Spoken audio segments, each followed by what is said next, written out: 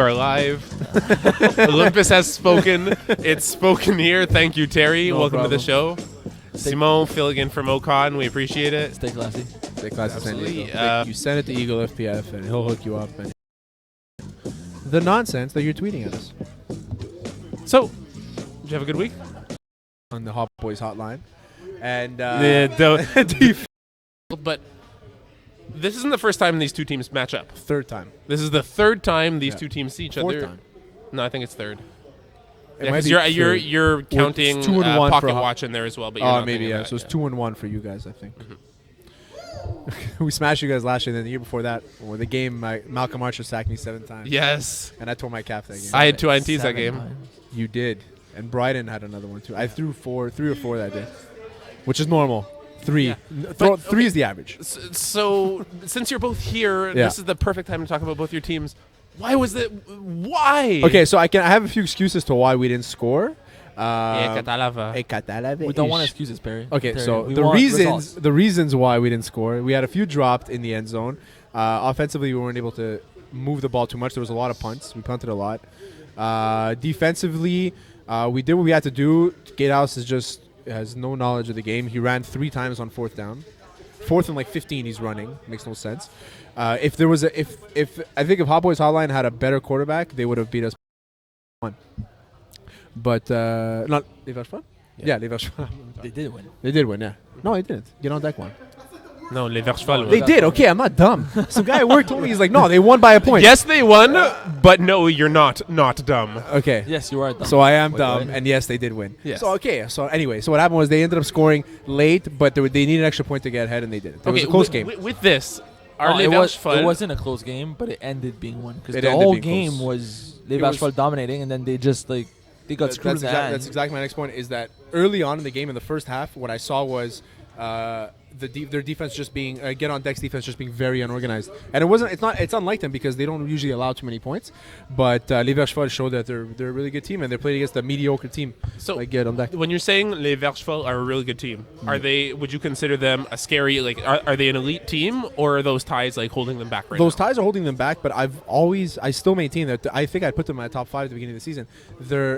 I still maintain that they're one of the best teams in this division, but Now they have the opportunity to bounce back. They're playing a Sphinx team. he's one of the most experienced guys in this league, and JJ January should be on the field at all times. I don't care how many guys you have on your team. Well, then you're limiting right now. It's their choice that they've wanted to proceed True. with 18, 16, however many guys. Yeah. But JJ January should be on the team at all times. At all times. There's no reason why I see him on the bench, even with his little tube top. This doesn't make sense to me. 18 guys. we're going to touch on it a little bit later. But I mentioned Get on Decker playing Sphinx. Yeah. Les Verts Cheval have a huge game against Obamacare. We're going to talk about the teams that are undefeated and who might be the first to knock them off their peg. We're going to see right away that there won't be an undefeated between these two teams. But before that, Green Lantern Corps 25 just edging out Small Giants. Yeah. You were the wrongest person in Wrongville. I was the wrongest person in Wrongville this week. I'd taken Small Giants over GLC. I had a chance to watch this game as well. Actually, score kept this game, and I was impressed with the way that GLC was able to move the ball, and I was not impressed with the. I want to say, I felt that I'd seen the face, and then I had to go. When you're 0-3, you'll take it. Yeah, I guess so. That's a good point. 26-6. Ryan Brown going 22 for 48, 4 They're homie. TDs, 1 INT. Yeah, absolutely. Your boy. It's a big confidence boost for Weapon X.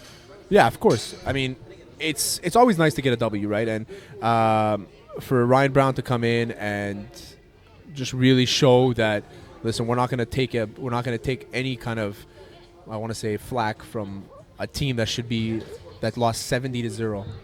You know what I mean? And the fact that they scored 6 points was a little surprising to me. I thought that the Weapon X should have hurt them a little bit more. But the 4 thing is touchdowns to 4 different receivers. He spread True. the ball well. spread the ball very well. When you have 2 guys with one guy with 7 catches, another guy with 8 catches, it just shows that you had a quarterback that knows what he's doing.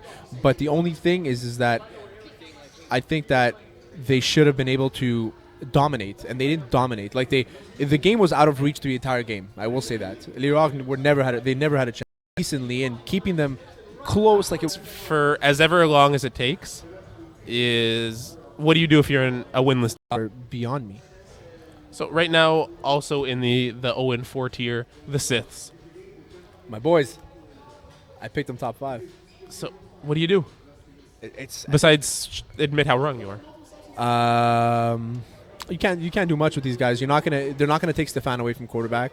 No matter I don't think Stefan is the issue though. He's not the issue. That's what I'm saying. Is that they have a bunch of guys that Gino put together that haven't played flag football, and it's their first year. And Stefan's used to playing with guys that know how to run routes and catch balls well and things like that. But he's not like he's used to guys who play like Stefan. exactly guys that play like Stefan. I like watching Stefan play receiver as well because he's one of those just like throwbacks, just shorts, just a t-shirt, no gloves, and many guys on this team.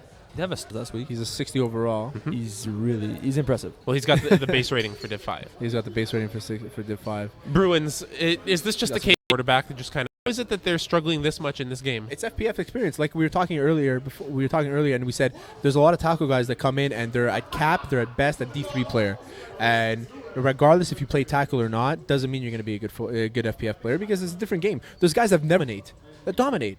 I mean, I can use Jamal Gittins, Marco Masocho. I mean, these guys are the exceptions, obviously, and they're Div 1 caliber players. But to be a good football player to be good in FPF, and you don't have to be. They had a good game this week against Division 6 champions, Division 6 finalists, sorry, Flagrant Fouls. The quarterback likes his certain receivers, and he doesn't spread the ball out enough. It's not something that is ideal, I would say that. I'd say force the ball to Antoine Brisson, man. He's the only guy on this team that I feel can break a game. And it's not because I know the guy personally. I really, from watching this game, I really think he's the only guy that can break a game, and they're not giving him enough of the share. He should be playing both ways. There's a couple guys in the team that can't run routes, they can't catch balls. They're terrible in coverage. And I'm surprised the Flagrant Fouls didn't just annihilate from what I saw. But they're a lot better than what we're seeing. They need a different quarterback. They need a different quarterback. Jeremy Durand-Tremblay, as good as he as good much as as he they can like be. him, as good as Decimated. Jaegerbaum were 2-0, got decimated. Is it a curse? It's a curse. It's a lot of pressure. Because it's the anticipation that comes with it, right? It's just like in the finals. How many Game of the Weeks have you been in? 0. No, you've been in one, but that's okay. Oh, it's really? Yeah. Which one? Eagles against Spring Cleaning. Oh, yeah. We got smoked. So and Right, we were undefeated that game. And we got smoked. We finished 7-3, I think, that season, right? No. 8-2. Spring Cleaning this is neither here nor there, but Spring Cleaning were undefeated in the spring season. Oh, yeah, during that's it, spring. yeah. The second it became summer, so the second June 21st hit, we went winless. We lost every game. Yeah. That's crazy. Terrell Owens' challenge is basically created for you. True or false? I think 100%. I'm a Dallas Cowboys fan. Okay. You just spent the whole sidebar before we started complaining that you should be doing the hot dog challenge. I gave you an opportunity to talk about it. I want to do the hot dog challenge because I know. You mentioned what teams can actually upset them right now. So right now, Tomahawk Nightmare, undefeated. They're playing games up against Dope Boys, Trap Stars, Gators, Sphinx, your garbage team Wolfpack, and the Black Shirts. Who do you like that can actually take down Tomahawk Nightmare right now? Gators. I like the Gators, even though they haven't played as well this season. I think that's one team that they match up very well against Tomahawk Nightmare. Eddie Martinez told me that he's going back to corner like he was. He's not calling the defense. He was playing in the middle. He was very uncomfortable in the middle, and he's good at that corner. He can drop back deep. He mans up on guys, and that's where he's an expert. I just moved your hand because you're knocking the mic. Oh, sorry. I like Dope Boys against Tomahawk Nightmare. I find they match up well, and if there's one team that could beat them in the upcoming weeks, that's fair. And we've mentioned that Dope Boys are having their strongest season yet. Yeah, of course. Well. I know firsthand. We played against them, and they're very athletic. That's a good matchup too. I agree. X-Men 4-0, coming off of a huge win against Top Sauce. Top Sauce. Care chemistry, sure, but it's not this game. So I will take Obama for this one as well. I think it's going to be closer than you guys expect.